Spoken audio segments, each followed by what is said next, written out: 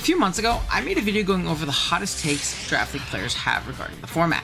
We had some pretty insane ones. One of the more insane ones that really caught my eye was a take from someone in which they said that they believed Lugia was allowable in standard Pokemon Scarlet and Violet Draft League. Yes, Lugia, Pokemon Silver, box art legend. There was also a pretty prominent post from a great player in Scribble on the Smogon Draft forums also advocating for Lugia's unban, or at least testing it. At first, I completely discounted this idea. In fact, I laughed when I first saw it, but then I really started to think about it, and it really might be more allowable than you think. Today, we're going to go over how allowable it is, and if it should be allowed in Scarlet and Violet Draft League. If you guys do enjoy today's video, be sure to drop a like on the video as well as subscribe to the channel. We're on our way to 10,000 subs by the end of the year. I know it's a very, very lofty goal. I need your help in reaching it. And if you like Draft League content, this is your place to be anyways. That being said, let's jump into the video. First, let's take a look at Lugia a bit more in depth. Upon your first inspection, Lugia looks way too broken to be allowed with normal Pokemon. I mean, how do you kill this Pokemon? With a bulk spread of 106, 130, and 154, it dwarfs some of the fattest Pokemon in the format, like Ting Lu, and hit-taking capability.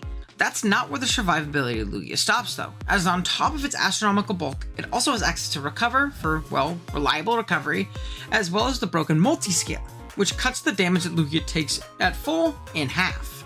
You can also pretty much always guarantee multi-scale being intact with the Heavy Duty Boots item as well. Where Lugia's stats fall off though are in its offenses. Both its attack and special attack sit at base 90. Not necessarily bad, but in the Power Crop Generation 9, it's really not cutting it.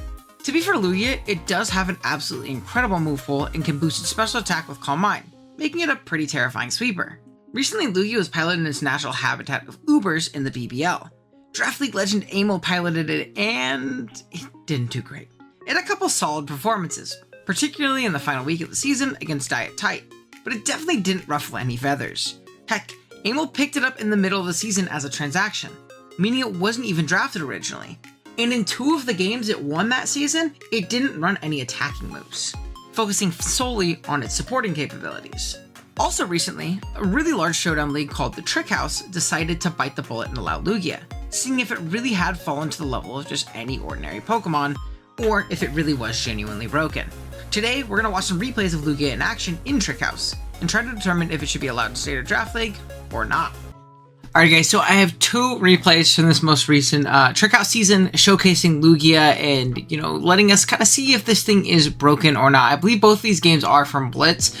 2 different showdown names in both these games, but same exact team, so I'm just gonna use deductive reasoning to say, hey, this is probably Blitz for both. You can see they have a pretty scary team. I think the combination of Lugia plus this Blaziken is really, really scary. You can see it's almost like a super, super hyper offensive team. Pokemon like Crown even using it as like a Pokemon to break down the potential Lugia checks so Lugia can come in and win, and vice versa is pretty scary. Mons like Arch, Jirachi for the Healing Wish, General Sponge in the Muck, and then obviously we see other Pokemon on the team like the Gliscor and the Cyclozar. So pretty fun team, honestly. Not a combination of Pokemon I've ever seen together, but I think they're definitely really cool. And as you probably guessed from Lugia being allowed, Trick House this season allowed a lot of stuff that typically isn't going to be allowed. One in particular is going to be this Regieleki, which based on Terra Preview looks like it can Terra in this battle. So battle of 2 Pokemon who are probably too broken for the format in this first game, and let's go ahead and take a look. So looking at the Terra typings, you guys can't see on the side, it is going to be Terra Ice Regieleki.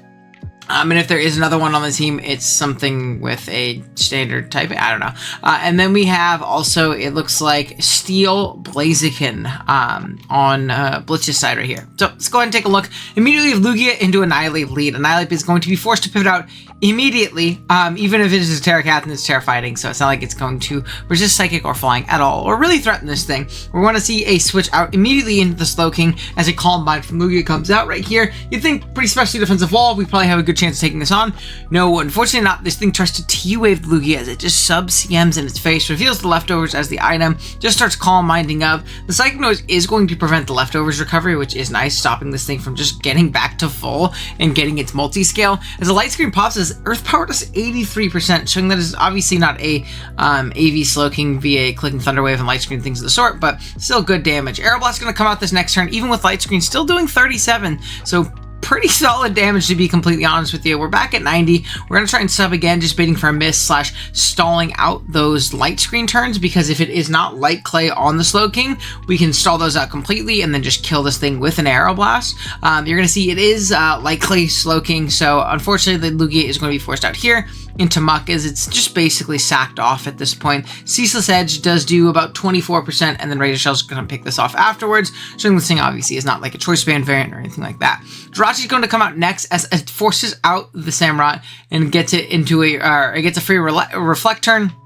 As a light screen pops as the Alecki comes in, Volt Switch is going to do absolutely nothing, and now we get another Lugia as we just Healing Wish it right back on up. So Lugia gets back up to full. It's behind screens with multi-scale. There's really not much that threatens this. Samurott's going to come hard out right here, and remember, this thing is outsped by the Lugia, so all it has to do is just click Arrow Blast. You can see a Sucker Punch come out here, but realistically, behind screen and multi-scale, this is going to do no damage at all, unless we get a crit. But even then, a crit only does 35 through multi-scale, so still not in the worst position in the world, even with getting pretty unlucky there. Arrow Blast is going to come out. This is going to be a 2-hit KO on Baxcalibur as it Dragon Dances up in Lugia's face. Does outspeed, gets off an Ice Crush for only 50%. Obviously, screen is up, but still pretty laughable damage in the face of Bax, as we do see a nice 2-hit KO. Alecki's going to come out.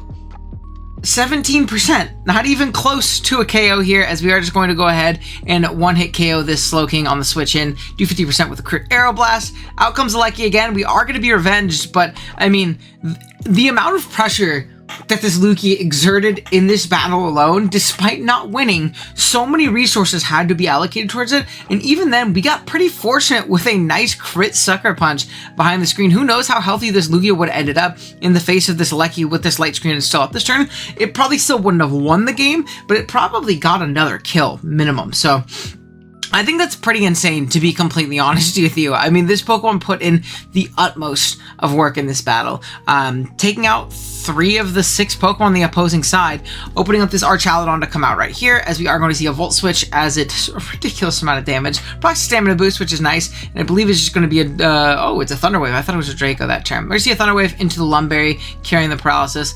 Bulk Up's going to come out. We're once again going to Thunder Wave. Keep this thing nice and slow. Understandable. We're going to go ahead and Draco. Get a little bit of chip off, as it does get paired this next turn. Going to go ahead and get up our rocks, because why not? Drain Punch isn't going to be able to kill, because Arch is super bulky with a Stamina Boost. And that'll get off one more Draco for the road before we're taking out this next upcoming turn. But the main thing that's important here is to keep this thing as low as possible, so that your Crown can come out and hopefully just win the video game from here. So we are just going to Psychic, pick off this Annihilate from this range. Out comes the Regieleki. Volt Switch is going to pop, only do about 41, showing that this might be AV. I'm not 100% sure on that calc off the top of my head, but Psychic is just a KO, no matter how you slice it, whether the Lecky stays in or if it volts out, whatever it might be. Thunderbolt is going to pick out this Pokemon, but hopefully our Blaziken should be able to live from this range or protect up, whatever it may be. We do see it is pretty darn bulky on the Blaziken, only taking 60. Resto Chesto's up and gets a guaranteed speed boost right here, which is pretty cool. Alecki still should be faster, but obviously won't kill. It is going to go ahead and Rapid Spin, trying to stay fast in the Blaziken and put it in range, but Close Combat's just going to pick this off, and Blitz is going to grab a nice 1-0 victory here. Again, Lugia did not win this game. I'd like to reiterate, I understand that. It did not sweep.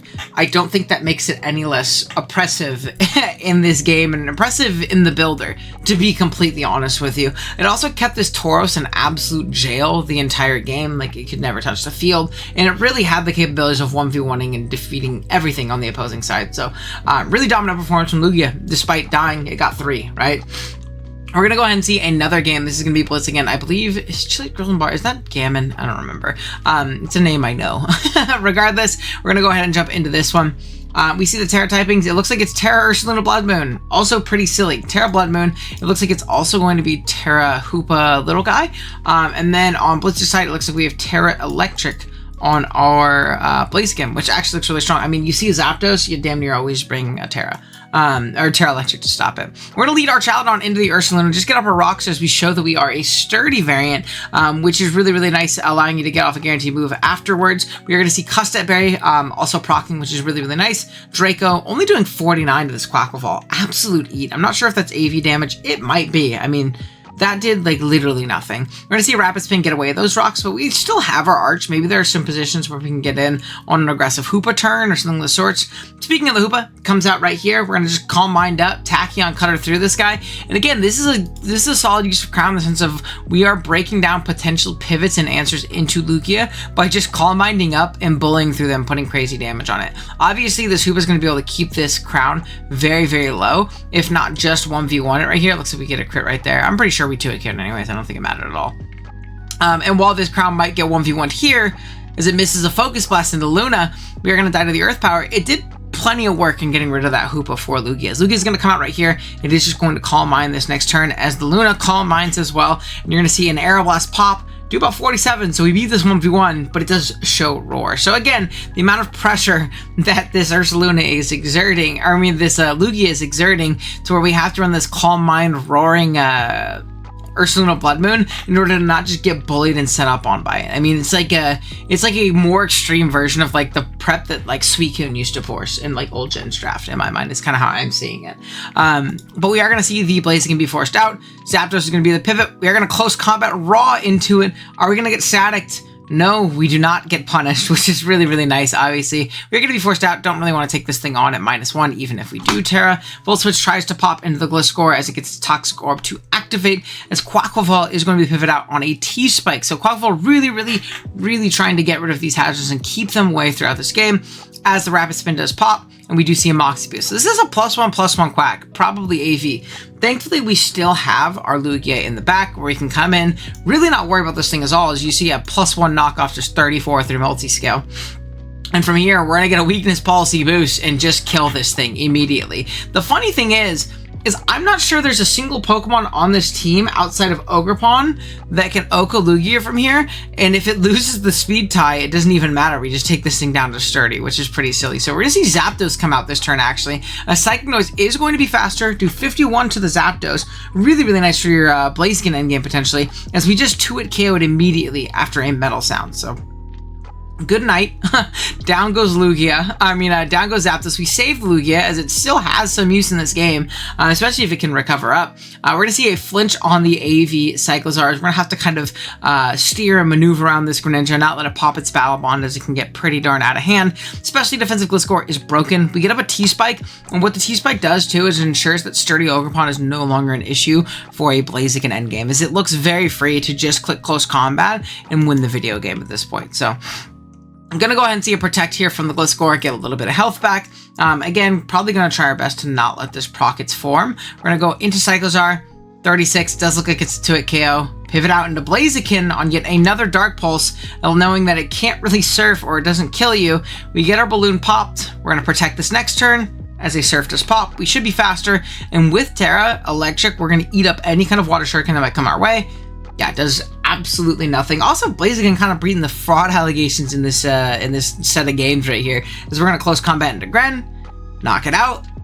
Out comes Ursaluna. This is not going to be enough. This thing is obviously going to die from here.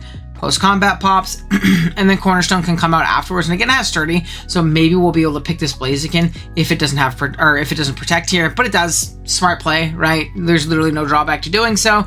Loses its Sturdy, and obviously it's going to drop to a close combat afterwards. So very well played. Lugia exerted a ridiculous amount of pressure in these games, and in just this 2-game sample size, I am personally more than convinced that Lugia is broken and probably shouldn't be allowed. I think the damage output, or like the pressure we saw it exert, and the lack of damage output other Pokemon could put on it because of its raw base stats, crazy ability and bulk, on top of like screens facilitating it, getting a second life with Jirachi. Like, I think this team was also pretty well formulated around it. It's a pretty fun team. Yeah, I think it's a very silly Pokemon. So while I do understand the conversation around Lugia, I think after watching him practice, it's very bullshit. I don't think you run it in like a more defensive sense. I think you run these offensive call mindsets, and they really put your opponent in a bad spot. So, yeah, I think the final verdict is Lugia is broken in my mind. Let me know what you guys think in the comments, though. Obviously, if you disagree, let me know. I'd love to hear your arguments down there. But yeah, thank you guys so much for watching. Drop a like if you enjoyed. Sub if you're new. On our way to 10K. And yeah, I'll see you next time. Later.